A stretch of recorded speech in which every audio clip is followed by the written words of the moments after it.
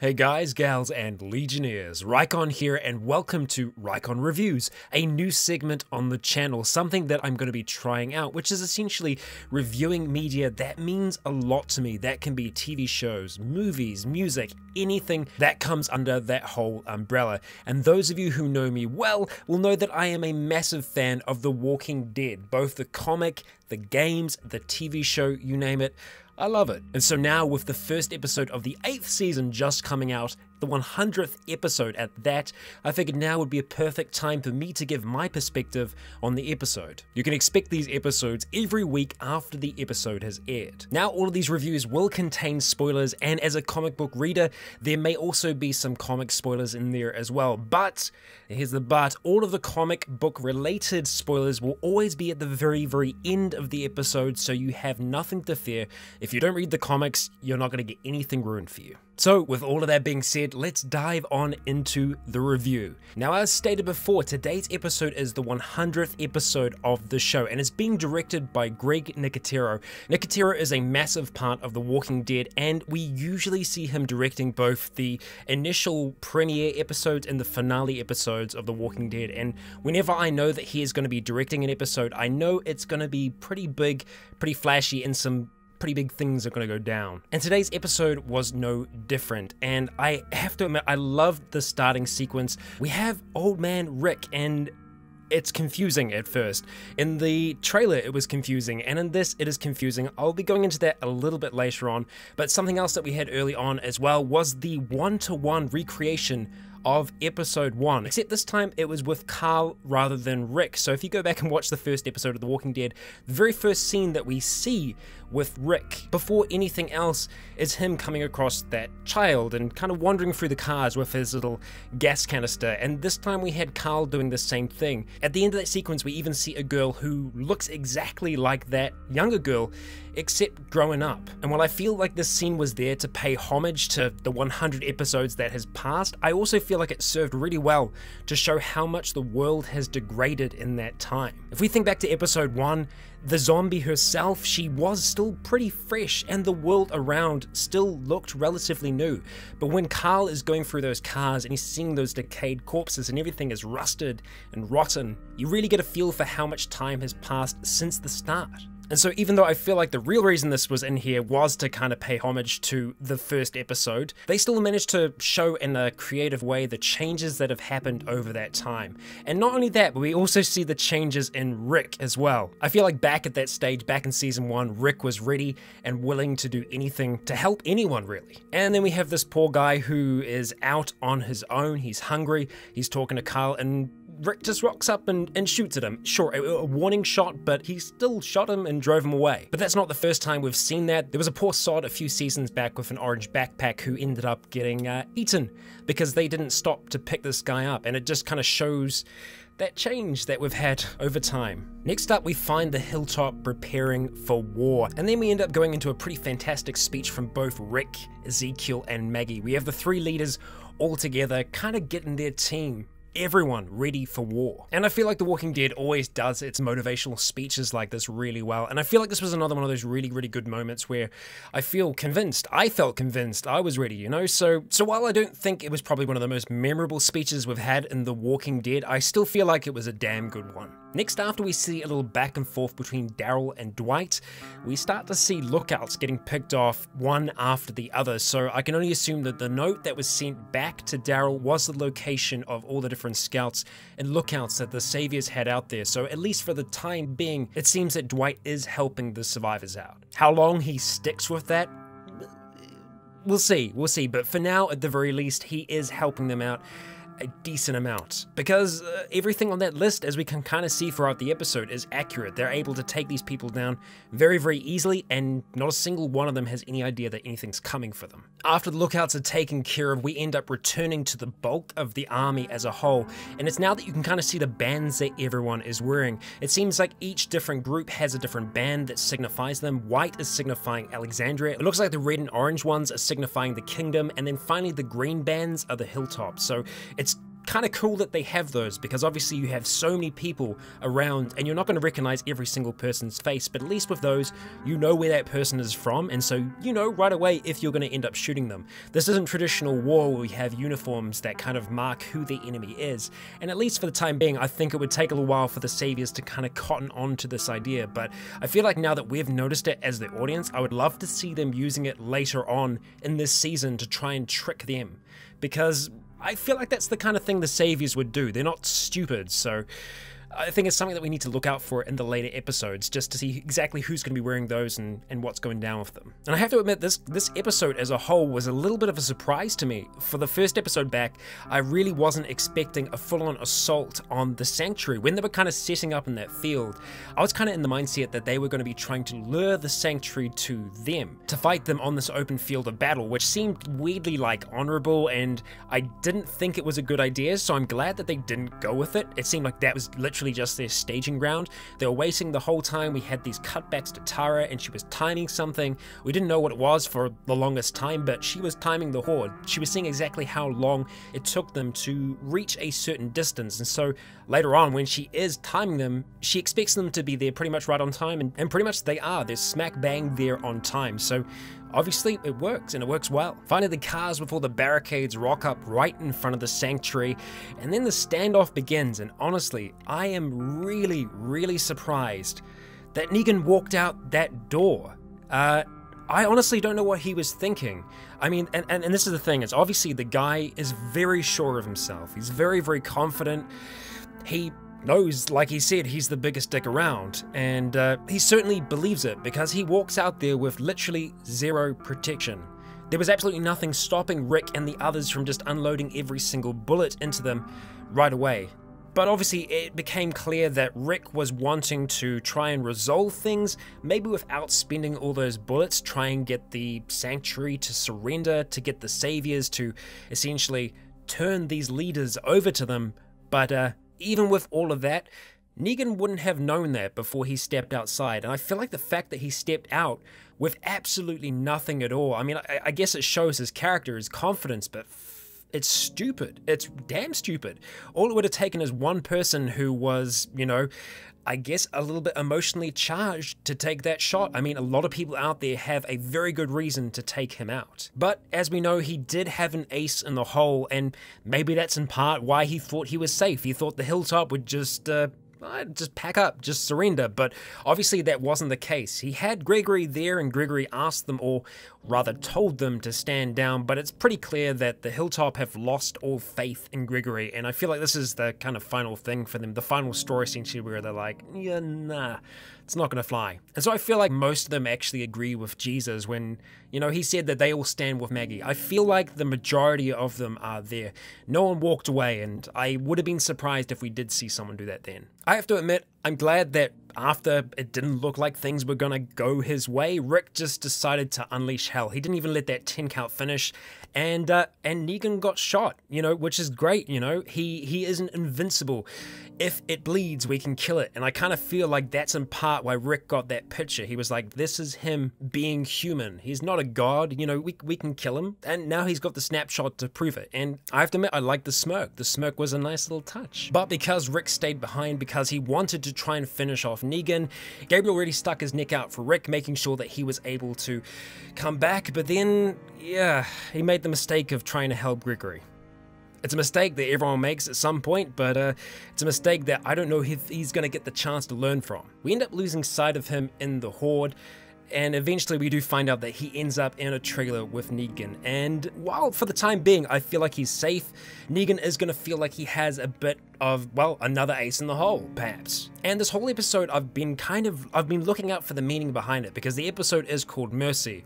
So I guess in part maybe it was because Rick was trying to take mercy on them. He was trying to do it without killing them. Obviously, I think he was pretty sure that that wasn't going to go down that way. But then in part we also have Gabriel, who had mercy on Gregory and learnt the hard way that it was a damn big mistake. He was out of there the second that he could get out of there, and there was no way he was going to be waiting around for him. But we also see Carl as well. We cut back to that little sequence on the road with Rick and Carl, and Carl does decide to leave those cans behind. So he kind of takes mercy on this guy who's been stuck out there by himself as well. He takes the chance to see, you know, maybe he is just on the road by himself. Maybe he's not a spy. We don't know. I think we'll find out. I feel like we're going to see more of that actor. We'll see what happens in the later episodes, but I do like how things have repercussions, and The Walking Dead's pretty good in not forgetting something. In seasons that have happened, you know, in the past, they always tie up loose ends, and so I feel like we'll definitely see this tied up, but in the past, Carl has made mistakes.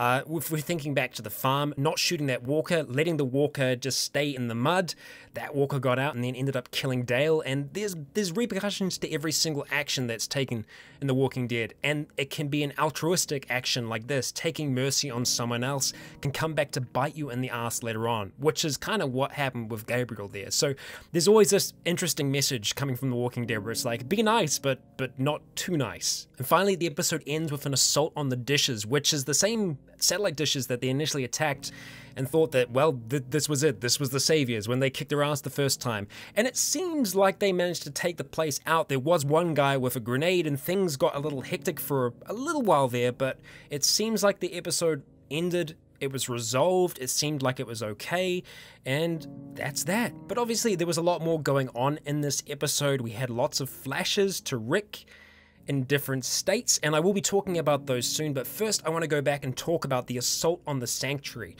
Now, this is without spoilers because this is something that's already happened now. The assault in the comics is similar, but there are some differences there as well. So in the assault in the comics, Rick takes it upon himself to drive a vehicle straight on through, bashing through the gates, which lets the dead through, but in the end he isn't able to do that. It is a character named Holly who ends up doing that, and Holly ends up getting captured by Negan. Negan's pretty sure that Holly is Rick's gal, but it's not the case. In the comics at this stage it's Andrea, so obviously the show equivalent of that is Michonne. And while Negan hasn't captured Rick's love, he has captured one of his friends. And the way that kind of story pans out is with Holly being returned to Alexandria, except she's already dead. And this is essentially the storyline that we saw play out with Sasha, except Sasha kind of took that upon herself, whereas Holly didn't have a choice. Negan did that. He was really trying to push Rick's buttons, and he thought that this was the person that Rick loved, so it would really push some buttons. So I don't think we're going to see a similar thing happen with Gabriel, but obviously Negan does have a semi-upper hand. They have someone. Right now, we don't have anyone that the Saviors really care about, and honestly, it doesn't really even fly that way. I feel like you could have any one of them and they're not going to really fight to get that other person back. And then finally, towards the end of the episode, we cut back to Rick again. And this is Rick in a state that we didn't see him throughout the episode. There was this light reflecting in his eyes and he seemed pretty emotional. He was sweating. It looked like some pretty serious stuff was going down. I think I was assuming that it was going to be relating to something in this episode, and then finally we have him whisper the words, "My mercy prevails over my wrath." It's something to that degree. I couldn't quite catch it because he whispered it, but it was something to that degree. So it's obviously playing back into the name of the episode with it being mercy, but for me, I feel like this is something at a much later date. Now, I feel like I know when Rick is saying these words. I think I know when this is happening. I think I can tell why he is emotional, and for the show viewers, this is the time where I would say the review is done and dusted. I'm going to be going into some comic details now, so if you haven't read All Out War yet, I highly recommend staying away from this because there are going to be some spoilers coming up. Actually, you know, it's even past All Out War, so I just say if you aren't a comic reader, if you aren't up to date, at least within the last year or so, I'd say let's call this review an end here, because from here on out, there'll be spoilers. Alright, so if you're still with me, these flash forwards to Rick that we've seen throughout the entire episode, not just him looking all emotional and looking down, but the old man Rick that we're seeing, this looks very much like the Rick that we see in A New Beginning. And this is after All Out War. His injuries seem the same, and when they open the door and we see Alexandria, it looks exactly like it does in A New Beginning. And I can't for the life of me figure out why they're showing us these sequences now. I feel like it's like a teaser of things to come, but I just don't know where sequentially these fit into the episode. Are they dreams that Rick is having? Is this how he's imagining his future? Because if it is, it's exactly like it is in the comics, and that's a little freaky, the fact that he is predicting the future as to what it looks like as we know later in the series. So I don't know if this is him daydreaming. It doesn't seem like it is.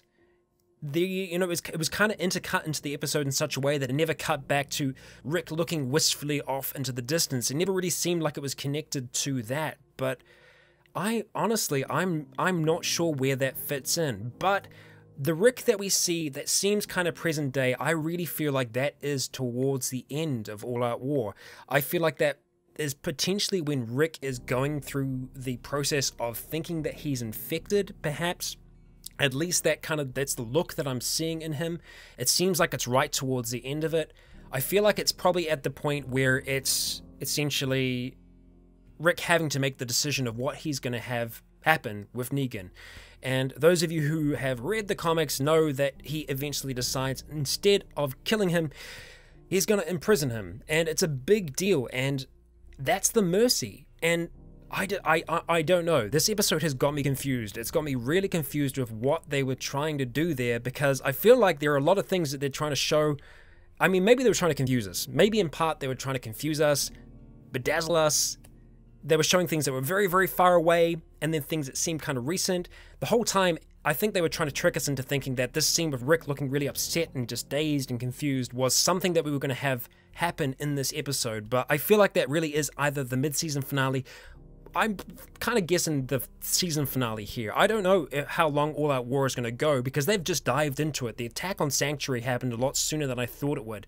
We are definitely going to see repercussions from that, but when those repercussions happen, I don't know. I don't know if it's going to be next episode or not, but I mean, stuff's coming. As far as the episode goes, I feel like it was a good one to start it off, because there was a lot of criticism last season just about essentially everyone was just a punching bag. They just kept on hitting these characters time and time again, and literally nothing was going right. The whole season they were the losers, but now finally they have a proper victory under their belt, and I feel like that's a good way to set the season off. I feel like we'll get hit back pretty hard because we need to. This is The Walking Dead. It can't be all just sunshine and daisies. But as far as an episode as a whole, I was really happy with it. I thought that Greg Nicotero and the team did a fantastic job. The acting, as always, was fantastic. The special effects were amazing. I feel like at some point we did actually see Greg Nicotero's head. I feel like it was after the grenade on the fence. It looked a lot like his head. I don't know if it is for certain, but it certainly looked like it. And as far as a 100 episode goes, I feel like they did a really good job. Like I said though, I'm confused about the future stuff. I don't know why they're showing us stuff from A New Beginning. If it really is, it just seems like it. I mean, like, we've got Kane, he's hobbling. The way that Alexandria looks exactly like A New Beginning. It's just weird. I don't know why they're placing this stuff in here now, whether they're trying to show us like there is hope, there is optimism for the future. I don't think that that was something that was inside of Rick's head. I don't know why they're showing that to us as the viewer. I would love to know what you think about this. Let me know in the comments below. If there is anything that is a spoiler outside of the TV show itself, I do recommend that you do kind of hit it up with spoiler and then put quite a few spaces in between just so that people have to hit read more to actually see it.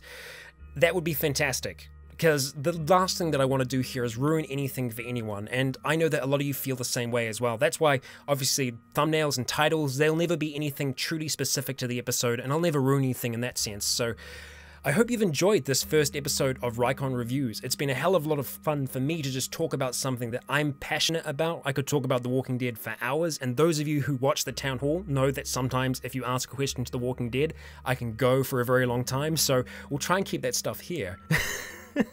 We'll see how that works out. But if you have enjoyed today's episode, let me know in the comments. It's honestly the easiest way for me to gauge how people are enjoying it, and especially people that are watching the show. They're the people that I'm wanting to see this, because we're going to be able to have this kind of dialogue. And I know that not everyone out there has read the comics as well, so I guess if you're still around at this point, it's an even smaller group of people. So I appreciate you watching. I appreciate your feedback. I've been Rycon. You have all been awesome. And until next time, stay tuned.